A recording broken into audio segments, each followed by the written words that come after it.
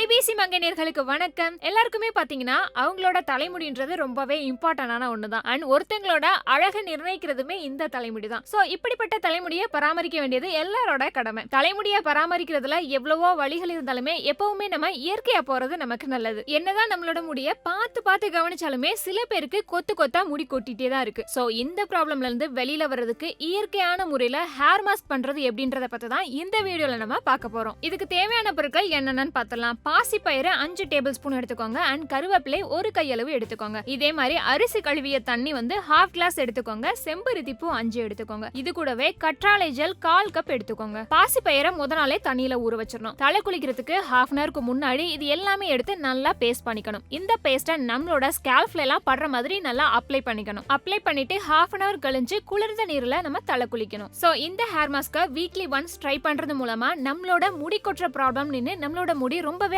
அடர்த்தியாகவும் ஆரோக்கியமாகவுமே மாறும். இந்த வீடியோ உங்க எல்லாருக்குமே ரொம்ப யூஸ்ஃபுல்லா இருந்திருக்கும் நம்புறேன். அண்ட் இதுல உங்களுக்கு ஏதாவது டவுட் இருந்தா மறக்காம கமெண்ட் பண்ணுங்க. அண்ட் இந்த மாதிரி யூஸ்ஃபுல் இன்ஃபர்மேஷன்லாம் தெரிஞ்சுக்கணும்னா நம்ம ஐபிசி மங்கை சேனலை சப்ஸ்கிரைப் பண்ணுங்க. சொல்லி நீங்க 90 கிலோஸ்ல இருந்து நான் இங்க வந்திருக்கேன் அப்படின்னு இட்ஸ் நாட் தட் ஈஸி. இது வந்து நான் பண்ண சீரியல்ல இருந்தே நான் முதல் ரீப்ளேஸ் பண்ணினாங்க.